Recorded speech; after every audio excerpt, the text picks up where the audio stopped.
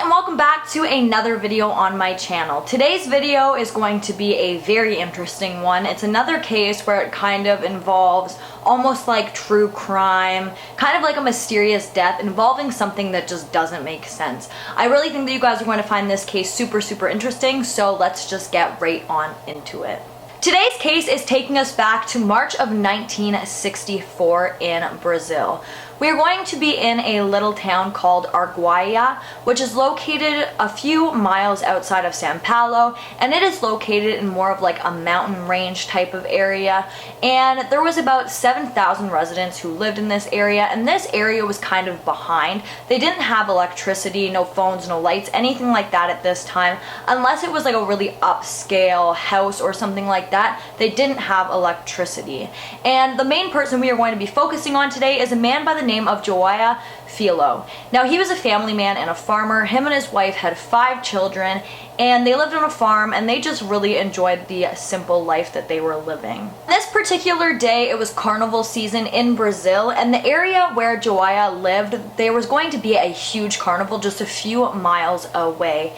And most of the residents who lived in this area would be at that carnival. Pretty much everybody got really excited for this, and they all headed down where they partied and they just celebrated with their families. However, Joao was not into this at all. He did not like crowds. He didn't like all the drunk people running around. This was just not something that he was interested in. He didn't want to go, and he didn't like going.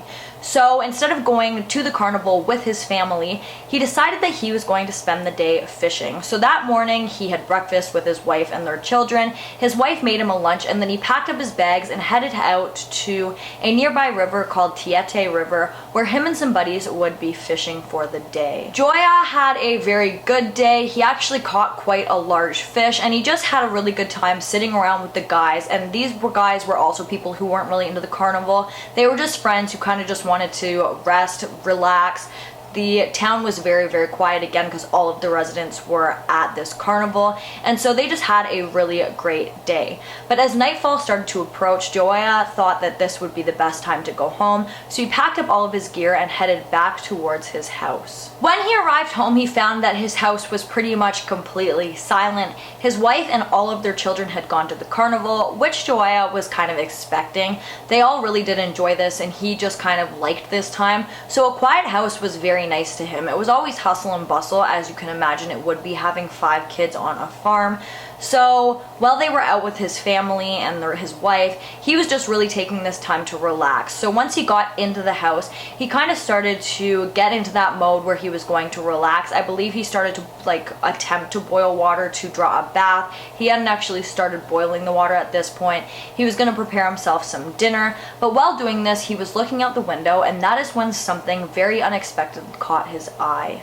Now, it isn't clear if the window was already open or if Joao opened the window to kind of get a better look at what he was seeing, but while he was looking out his window, that is when he saw what he described as a fiery torch shooting right towards him. Because the window was open, this fiery torch object shot right into the house and hit Joao right in the chest. Immediately after this object hit him, he said that he could feel that his body was on fire. He would later describe that he could feel the skin underneath his beard cooking, and that he could physically feel his skin where this object had hit him crisping up. The exact play out of what happened next isn't very clear. It's not clear if as soon as the torch fiery object thing hit Joao, it vanished or not. But what is clear is that Joao had managed in his burnt state to go over and grab a blanket, and he wrapped it very tightly around his upper body. However, by the time he was finished wrapping up his upper body, his hands had been so badly burnt because they were still burning at this time that they were no longer working. He couldn't use them at all. So he actually had to go over and use his mouth to open up the door to his home. Once he did that, and this part absolutely blows my mind, this man, who was severely burned, dragged himself for 2 miles to where the carnival was to get help. Once Joao had arrived at the carnival, they said that it was almost like a wave of silence. Everybody who's seen him just stopped what they were doing and were just so taken aback by seeing a man in such a bad state that they didn't know what to do. Many of these eyewitnesses would later come forward saying that it looked to them as if his skin had been melted off. Some people said that his skin was just falling off in clumps, but what was 100% for sure was that Joao at this point was in absolutely a terrible condition. The news about this man walking into the carnival with his skin falling off spread very quickly, and Joao's family was quickly notified about what had happened, and then Joao was put into a truck and he was rushed to the nearest hospital, which was in Santa della Parnabana. Now, I do have to apologize if I am saying all of this absolutely awfully. I have a very hard time even pronouncing English words, so Portuguese is definitely not something that I'm going to be pronouncing correctly. But anyways, after he had gotten to this hospital, even though all of the workers who were in the hospital were trained medical professionals, they were all highly educated in their field, they had never seen anything like this, and they were all taken back by what they were looking at that time when Joao had walked in. Now, if this case itself isn't strange enough for you, once Joao had gotten into the hospital, that is when people started to notice something else that was very strange. Joao's skin at this point was pretty much completely melting and dissolving off of his skin. It was falling off in clumps. However, his clothes that he had been wearing all day, and his hair and his beard hair and his eyebrows and anywhere that this man had hair, his hair was staying completely intact as if it hadn't been touched at all. But again, his flesh was just falling off in chunks. Joao was in such bad condition that so much of his skin was falling off that many of his bones were completely exposed. Again, all of the staff in this hospital were highly trained medical professionals, but the sight of this had some of them so shook that they were getting physically ill. But despite the absolute horrible condition that Joao looked like he was in, he sat very calmly in his hospital bed while his skin was falling off, even on his face, explaining to the hospital workers what had happened to him up until the point that he was in the hospital. During this time, everybody was really shocked, not only because of the state that he was in, but because he was so calm. At this point is when he told the hospital staff that he was in immense pain before getting to the hospital, but at the point that he was at now, he didn't feel anything. He felt just completely fine. And he continued to talk to the hospital staff and his family until his jawline just ended up completely deteriorating to the point where he could not speak anymore. After this, Joao sadly passed away, and the cause of death was chalked up to be a cardiac collapse due to first and second degree burns. And although Joao was in absolutely horrible condition at the time that he passed, he did seem to pass overall peacefully.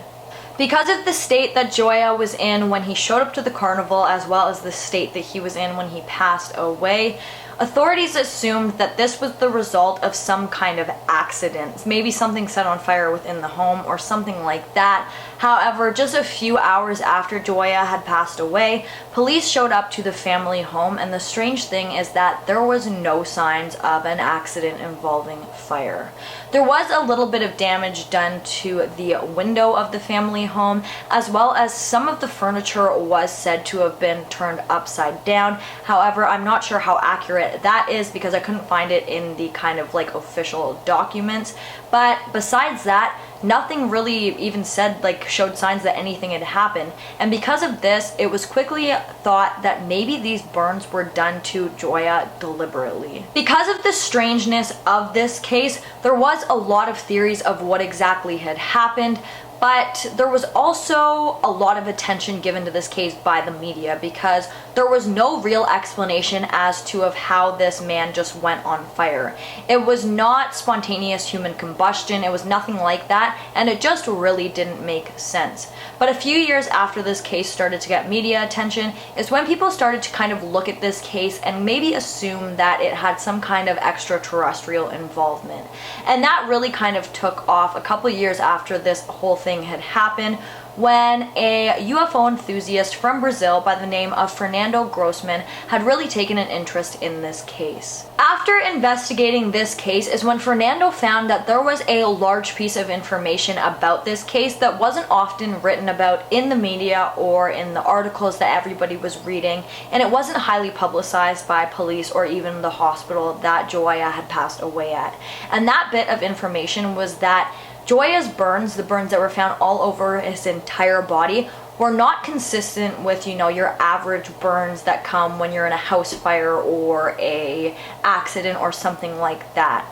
His burns were burns that were consistent with huge explosions, like nuclear explosions, meaning that the burns that were found all over this man's body were radioactive. However, the area in which this had all taken place, the area where Joao had passed away or where he had been attacked within his home, was no stranger to extraterrestrial sightings and things along those lines. Even Brazil itself has more alien sightings and UFO sightings and things along those lines than most places do. It seems to be just like an alien UFO hotspot. However, this was not the only time even that people had seen those fiery balls. Joao himself had actually reported to his family that he had seen these on an earlier occasion in his life. When Joao was quite young, he had been herding, I believe, donkeys, and he was walking them up the side of a mountain when all of a sudden he saw what looked like a ball of fire shoot from the sky and speed directly past him. He said that the heat coming off of this object was so hot that even though the ball was quite a distance from him, he could feel the heat coming off of it while he was walking these donkeys wherever he was walking them to. Natives in this area claim to have seen these fiery balls so often, and that a lot of the time there were 10 to even 12 of them all seen at once. The natives in the area had named these balls or called them boiatatas, which I hope I'm pronouncing correctly, and these lights were said to move extremely quickly, and again, they gave off immense heat.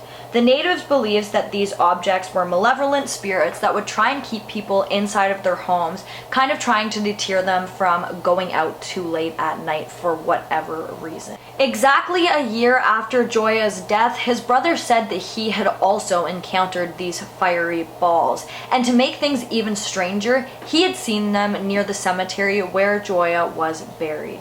He said that he was walking past there when all of a sudden he saw two of these fiery balls collide with one another. Now, he didn't seem too alarmed, I guess, when he was kind of telling whoever he was telling about this, because they said that he was very calm and that this seemed to be something that didn't really shake him up, and many of the people who lived in that area didn't seem too shaken up by the sight of these things because they had seen them so often. And it is even said that to this day, people who live in that general area see a lot of strange things similar to this, so it isn't something that shakes them up too much because they do see them on such a regular basis. Now, kind of like in the public eye to people who didn't have much involvement in this case, once they read about it, they kind of just chalked it up to some kind of strange phenomena that would only happen once, similar to like spontaneous human combustion or something along those lines. They just kind of brushed it off like, okay, this is weird, but it isn't something that's going to continue to happen over and over again, and it wasn't something that they really worried about until all of those UFO enthusiasts kind of started to look into this case, and then people started to think that maybe this case could have some kind of extraterrestrial involvement. And that kind of seems to be the consensus of most people's beliefs in this case. However, the natives in that area, along with Joao's family themselves, do have a completely separate belief that I want to tell you guys about now. So again, many of the natives in this area, as well as the elders who lived in this area, believed that these fiery balls that they named botatas were a kind of malevolent spirit.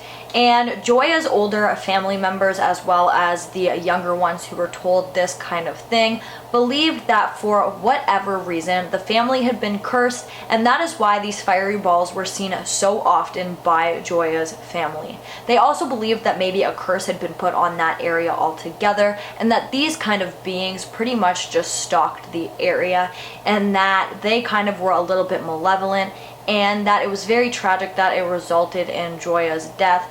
but that ultimately that's what these malevolent spirits' end goal was to take somebody's life. And that kind of brings us full circle to the next theory, which I already kind of brushed up on a little bit, and that is that was there a possibility that these were some kind of extraterrestrials? Outside of the natives in that area, this seems to be the largest belief in this case.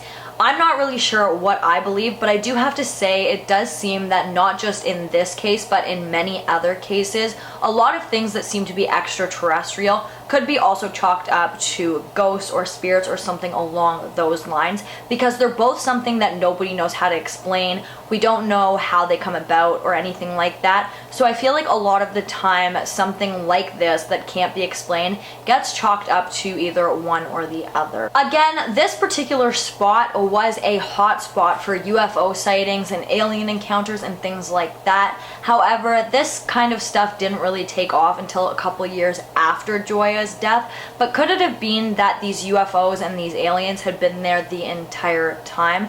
That would also kind of explain how the burns that were on Joya's body were radioactive, because I don't really think that anything else can explain why he had radioactive burns all over his body. And the last theory or theories is that somebody had inflicted these burns on Joya and he just for whatever reason couldn't remember, or he had accidentally done it to himself. Now, Joya was pretty much completely coherent when he had gotten to the hospital. He walked everybody through the entire night up until the point when he passed away, so everybody kind of had a good visual of what exactly had happened to him, and that is why this case is so strange, because he was able to see this fiery ball, he was aware that it hit him, and then he was still alive to tell everybody what had happened. However, could it have been that the burns were so severe that they maybe were messing with his head and he couldn't remember that somebody had done this to him, or he had accidentally done it to himself? The only problem I have with that is that there were no signs of a fire within the home or anything like that. That would suggest that there was some kind of incident involving fire that would have resulted in Joya's burn. My heart sincerely goes out to Joya's family. I think that no matter how strange the case is, obviously this is absolutely horrible. That is a horrible way to see somebody that you love, and then for them to pass away anyways after being so coherent and being able to speak. I just think that this case is absolutely heart-wrenching and gut-wrenching, and the entire thing is just so tragic. But guys, that brings us to the end of the video. If you like this video, please give it a big thumbs up. Don't forget to comment down below what you'd like to see in my future videos, and don't forget to subscribe and turn on that notification bell so that you don't miss any future videos from me. I hope that you're all staying safe, and I will see you in the next one. Bye guys.